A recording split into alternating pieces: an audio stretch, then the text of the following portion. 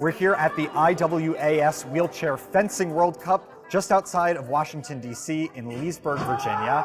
This is a major Paralympic competition that will eventually lead to the 2024 Paris Games. And we got the chance here to speak with two different veterans who are competing and learn a little bit more about their unique stories.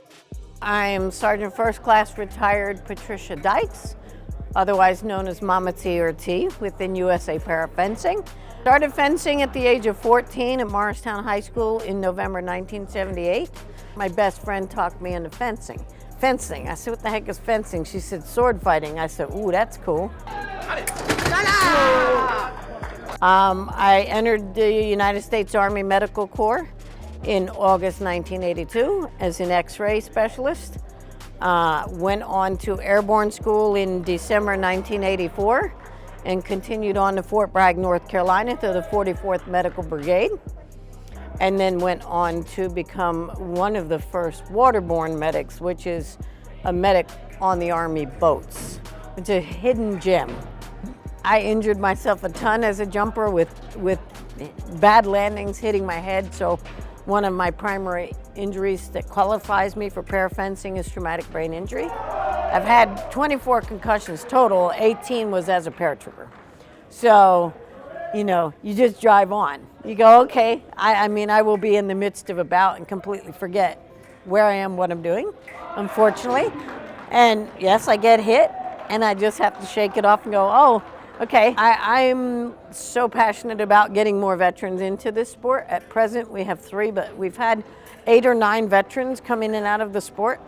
So 3 of us at present, plus one of our referees.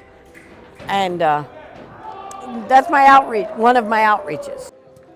When you say things happen for a reason, I have to believe that, because I was hurt in 2 training accidents right off the bat, and they took about 2 years to permanently retire me. And before I knew it, my passion, my life, my plans were out the window.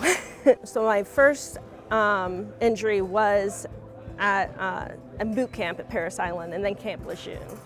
So yeah, I messed up my knee, tore ACL, MCL, cartilage, meniscus tear, on, and then I had a multi-directional dislocation of my right shoulder. So that was pretty much, they wanted to keep me and fix me because I was supposed to do linguistics, and in the end they're just like, you're a little too broke for us. The amputation wasn't right away. My amputation was more recently in 2017. After I ended up in the wheelchair, I'm like, cut it off, I'm done. So that was a fight in itself. My VA, the Denver VA Rec Therapy, reached out to me and they're like, hey, we're gonna start doing parafencing. You wanna try it? And me, I'm kind of sulking like, why do I wanna do that? I can't do what I wanna do. And Mama T, she was like, you need to go and do it. And once I really put my whole heart into it, I was just like, yeah, this is my new thing. It's interesting how the military kind of relates, because you think about it in boot camp, they kind of break you down and build you back up. And that's kind of what fencing is. You start with this blade in your hand, and you're like, what do I do with this? You're in a foreign world and you're like, okay, I got this. I've seen it on TV, and you're like, nope. They just knock you down and be like, no, you really got to start from the beginning and learn and work your way up. And then as I'm getting it, you realize that, in the military, they train you so much that it's just natural reaction. You don't have to think about it. And so with fencing, the same thing occurs, that once you get to a certain level, it's just natural knowing what movements you need to do. I'm not quite there yet, but I'm excited to get there. Being military, you're here, whereas in fencing, my blade needs to be out here. So sometimes I'm in error coming back, like I'm ready to defend myself, but I need to stay out in which to defend myself and then go. So some things I have to leave behind me from the military and just go, nope, that one's not going to transfer over. We need to be going from here to here, not here to, so you just get in that mode of, okay, I always have to be on guard. Being in the military, it's a different on guard though in fencing, so you have to adjust. It's chess. It's mental, physical chess. So it's a very body, mind, and spirit fencing as a whole, and then to do it from a chair, it's like, okay, no worries. I'm just seated in body, mind, spirit. So it's all adapt and overcome, just like in the military.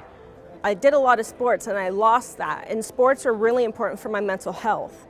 And so I took up fencing just to fill the time. It has just been a blessing because it filled the time. I get to meet new friends. I get to learn something new. And it's honestly a hard expression to explain, because any other sport I can say I love it because it's really athletic, or I love it because this or that. I guess I kind of love it because no matter where my health takes me now, I know I can still do this. And that's exciting, where my other sports are like, once you get to a certain point in your health, they're like, yeah, why don't you take a step back? Leave all this behind. This is over here. Now we're going to focus through the squares. Leave this, whatever's going on in your injuries, whatever you experienced in combat or whatever, leave it here. Look through there. Look forward through the mask at your opponent. Yes, you take your mask off and that's still maybe there, but let's try and lessen that by, giving you something that gives you more focus.